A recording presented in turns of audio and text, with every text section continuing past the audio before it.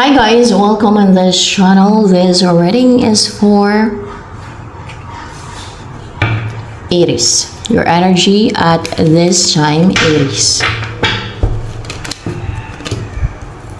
You're stable and possible you're in a stable relationship ngayon.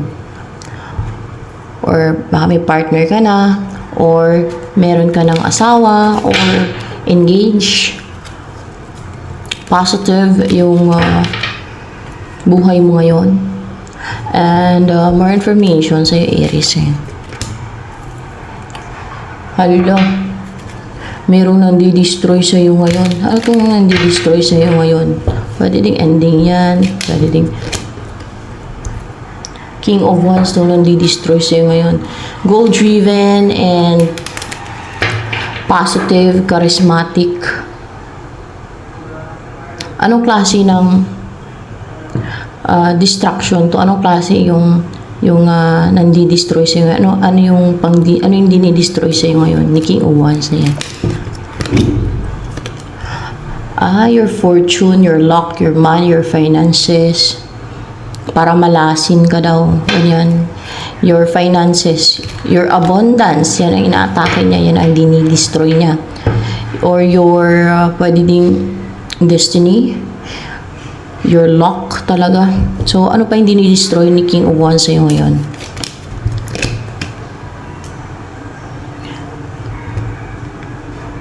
Yung pagiging risk taker mo, nainggit siguro to guys, sa'yo. Kasi, kapirahan mo tinatarget, maring sipag mo, napaka risk taker mo, napakaswerte mo siguro sa kaperahan, pero wala silang karapatan, no? Walang karapatan ang sino man na destroy ng pinaghirapan ng iba. Kasi evil nga sila, kaya ganyan sila, no? Man-destroy sila ng pinaghirapan ng iba, pinagsikapan ng iba, pinaghirapan mo hindi, kung sa patas na maraan, kumita ka ng pera, nagkaroon ka ng yaman o pera, di ba? Wala na sila doon. May ginagawa to. Malamang witchcraft itong ginagawa nito sa'yo. Black magic. Gawain ng mga demonyo.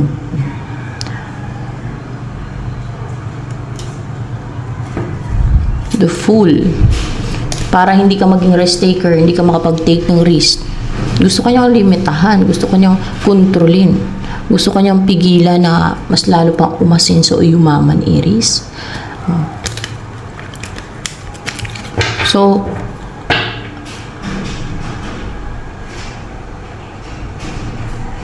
ano kaya ang maging result ng ginagawa nito sa iyo ngayon? Ni King of Wands na yan. Puno ka ng baggage, kinakargahan ka niya. Mamatay ba yan, King of Wands na yan? Kasi pinapapatay ng God yan eh. Inuutos ng God sa Bible. Nasa Bible yan. Exodus 22:18, ang inuutos ng God, patayin ang mamangkukulam. Mambabarang. Ano ba to si King of Wands na to? Mangkukulam yan. Mangkukulam. See? Through that, through evil doings, through demonic doings, through dealing with demons or evil forces, and they're driven by envy. Kadalasan talaga inggit. Nainggit pa sa yan si King of Wands, so kaya dinidestroy niya yung mga kapirahan mo, kung ano meron ka. See?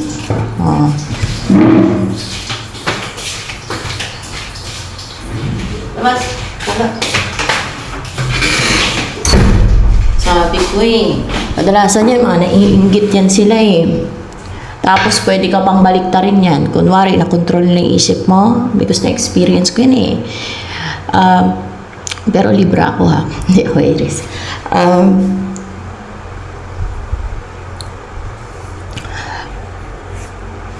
Kunwari, na-control nila yung isip mo. Napangawakan nila. Ikaw na palabasin nilang masama ngayon. Pero kagagawa nila, deceit nila yon. O kaya ay yung naging irritable ka kasi sa puno ka ng baggage, no? Kinakargaan ka nila ng black magic, witchcraft, mga orasyon nila. O sumpa man. Kasi maging irritable ka niyan Parang wala ka sa sarili, maging balisa ka, mga ganun yung effect niyan sa'yo Kasi demonic na nagawain yan Kasi pag irritable ka, madali kang magalit. Napasigaw-sigaw ka. Pero kadalasan naman irritable, meron yung mga karga. Ang karamihan talaga, halos lahat.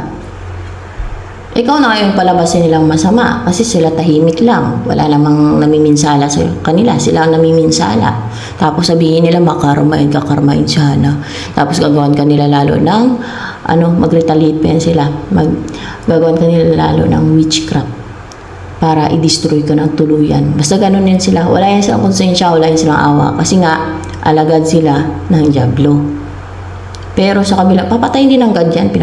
Pinapapatay nga ng God eh. Pinapatay din ng God yung mga yan. Inuutosan ng God, patayin sila eh.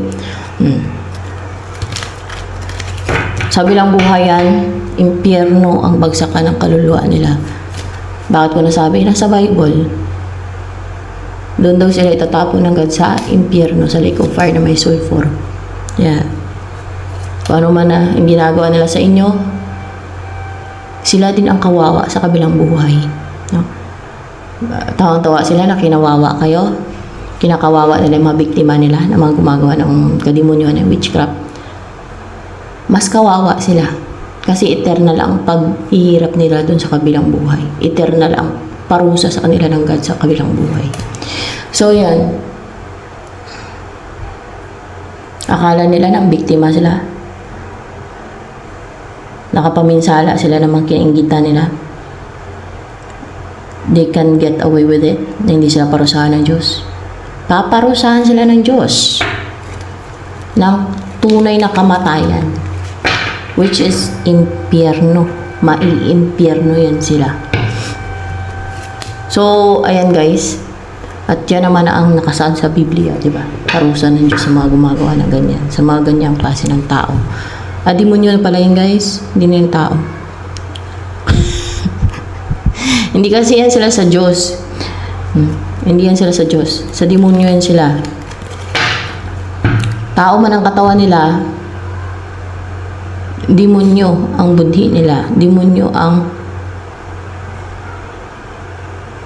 kaluluwa nila. Demonyo talaga. Kasi pag namatayan sila, nagiging demonyo na ngayon kaluluwa nila. Na mga gumagawa ng ganyan, nagiging demonyo na. Basta, yun ang alam ko yun, nagiging demonyo yan sila. So, ano ang mangyayari pa? Babalik kayo yan kay King of Wands sa mga pinagagawa niya sa'yo. Babalik yan sa kanya kung mag-overthink siya yung maging cold. Babalik at babalik yan sa kanila. Parang sayang ang effort nila, kagawa ng mga kademonyuhan, tutuwa nga sila. Pero babalik at babalik yan sa kanila. Papatayin pa sila ng Diyos. Sa bilang buhay, may impyerno pa sila. O, di ba? Grabe yung parusa sa kanila ng Diyos. Papatayin yan. Kasi na-experience ko yan eh. Pinapapatay ng Diyos eh. Yung mga yan eh. Papatay ng Diyos. Hindi man agad yung iba. Ay papatayin ng Diyos agad yan. Papatayin yan sila ng Diyos. Hindi yan hayaan ng Diyos na patuloy na maminsala, umangkambala ng people niya. Yung mga ganyang tao. O, demonyo pala. Demonyo pala yun sila. So, yan. So, ano yung next na mangyari sa buhay mo niyan? Tingnan natin, ha? Kung positive na. So, there is a new beginning. Ano tong new beginning on yung cycle na simulan mo i-erase? For clarification with this King of Swords in reverse. Na hindi na mahadlangan, hindi na mapadelay, hindi na mapadelay, hindi na makontrol, no? Hindi na malimitahan. Ito ni King of Wands. Yung ano to, yung hindi na malimitahan. It's a person na pwedeng ikaw to. Let's see yan. Ikaw yan. Hindi ka na niya makontrol, hindi ka na niya malimitahan, hindi na siya makapang-limit sa buhay mo, sa finances mo, sa kung saan mga aspeto ng buhay mo, ganyan. Hindi niya na mapadali yung success, yung marriage, yung mamuhay ka ng masaya, abundant, prosperous, yan. Basta wag lang din kayo gumawa ng ganyan kasi sa demonyo yan. Mabibilang ka sa demonyo. Kasi hindi Diyos ang kakampi nyo pag gumagawa kayo ng ganyan. Doon kayo kay Satanas na bibilong. Sa kabilang buhay, kung yan ang gagawin nyo din, wala kayong pinagkaiba dyan kay King of Wands, di ba?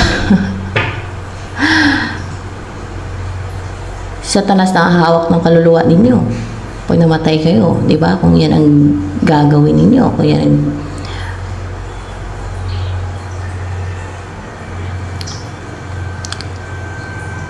i-career ninyo, mga ganyan. Huwag niyong gayahin yan. Huwag niyong gawin yung ginagawa ni King of Wands. So, ano ang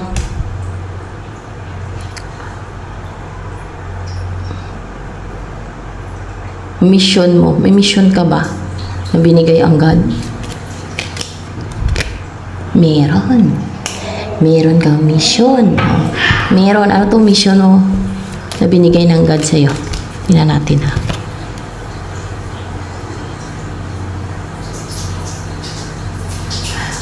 Yung pagmamisyon ay makatulong ka niya sa maraming tao. Matulungan may ibang tao na maging secured, comfortable ang buhay, stable, financially, na maging wealthy sila. And yung hindi na sila maging emosyonal, yung mga tao, hindi na sila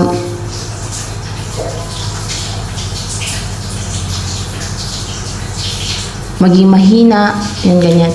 Hindi na sila maging weak.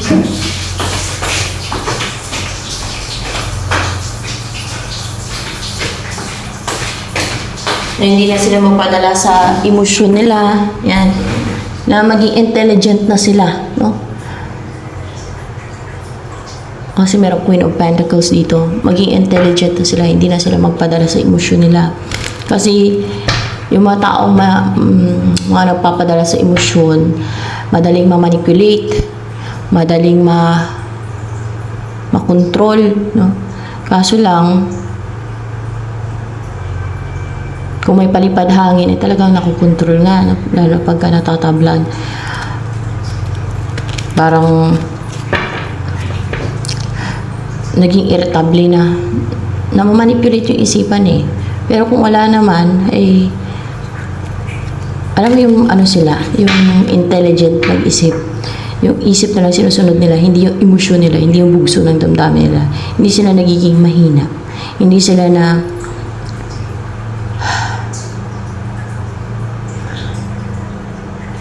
nadadala lang kanilang mga emosyon. Hindi sila nagiging emotional. Hindi sila nagpapadala sa paawa-awa ng mga evil. Tama ba? Yung mga paawa-awa ng mga evil. So yes. Kasi yung mga evil, mahilig yan sila magpaawa-awa. Pero kunwari lang nila yun. Iba yung totoong, nagsasabi ng totoo na in-expose kung may gumagawa sa kanila ng kasamaan. Iba naman yung evil at kadalasan pa nga ng mga ganyan. Kasi parang convincing ba? Katulad ng mga scammer. Para bang convincing talaga sila. Pero malaman mo na in the end, masama pala intensyon nila sa'yo, scamin ka nila. Yung ganoon. Yung mga siyempre, pag scammer, evil talaga yan. Mang-manipulate sila, manguha sila, greedy pa. Masama talaga yung mga yan, evil yan sila. So, ano yung next pa naman mangyari sa buhay mo? Magician, the magician. So, what's with the magician here? Clarification, the magician. Magagawa mo na to, makumpleto na yung ano ba, yung tools mo, no? Parang ma-manifest mo na, o makumpleto mo na yung tools mo, ma-manifest mo na to in reality, mangyari na to. Yung magawa mo na, no? Yung mamuhay ka ng fulfilled, contented, kumpleto, makabuo ka na ng family with your person, with a person na ibibigay sa'yo ni Jesus Christ o binigay sa'yo ni Jesus Christ. O kung meron ka ng partner, yun na yun, mamuhay kayo ng masaya at joyful at yung wish fulfillment o yung wish mong buhay, no? Kung ano yung buhay na fulfilled ka at contented, masaya, yan. And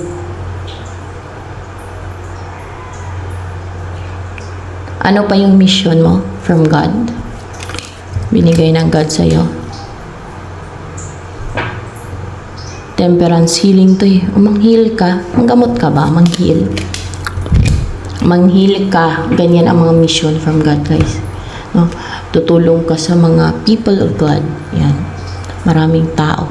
Manghil ka. Manggamot ka. O, diba? Kung yung mission ng mga mangkukulam na yan ay manghasik ng lagi, maminsala, magbigay ng sakit, magbigay ng confusion, magpabalisa ng kahit sino mang tao, o mang-harm, no? Mang-destroy ng iba, ng pinagsikapan ng iba, pinaghirapan ng iba, kabuhayan ng iba, o kung anong meron sa iba, o mang-steal ng kung ano sa iba, through demonic witchcraft nila. Ikaw naman, dahil sa Diyos ka, sa side ka ng Diyos, manghil ka, tutulong ka. No? You're not greedy, but tutulong ka sa maraming tao. Yan. Sa mga people of God. Yan. Yan. At mukhang ano kasi, empathetic ka din eh. May empathy ka din eh. So, that's why you care, nagki-care ka. No? Hindi because of money nakikitain mo. No? Kundi because you care. At yung mga manggagamot na sa Diyos, hindi talaga nagpapabayad yan. O, ewan ko lang. Pwede siguro magpabayad konti. Sa service lang. Pwedeng ganun. Pero, magpapabayad ka ba niyan? Pwede ka magpabayad? Tingnan natin ha. Pag magpabayad ka, ma-chain ka sa ng devil. Parang gagamitin ka ng devil pag magpabayad ka. Oo, gagamitin ka ng devil pag magpabayad ka. Devil will use you pag magpabayad ka. Ito yung sagot dito. Parang naka-chain ka o gagamitin ka ng devil. Under ka sa control ng devil pag magpabayad ka. Kasi si Jesus Christ hindi nagpapabayad yun. E paano yung sa mga manggagamot kasi? Meron yan silang ano eh, kung magkano lang ibigay mo. Pagka ganun, sa Diyos ka pa rin kung magkano lang ibigay mo. Ganon. Tingnan. Oo, kung magkano lang ibigay mo sa Diyos ka pa rin. Okay? Hindi yung magpabayad ka ng magkano ka ng pera na, ito, ganito, ganyan ang babayaran. Kung magkano lang ibigay mo sa Diyos, kung ano mo na lang, para sa, kasi ano din sa time niya eh. Di ba? Parang, syempre, paglaanan ka din ng time. Pero kung ako lang na marunong manggamot, hindi ako magpabayad eh. Wala akong pabayad yung maningil ng ano. Pero, nasa inyo na yun. Kung ako lang kahit yung magbigay ng kung magkano, bibigay, hindi na siguro ako. At ayaw ko din kasi mag-careerin yung mga ganyan. Ayaw ko manggamot. Ayaw ko.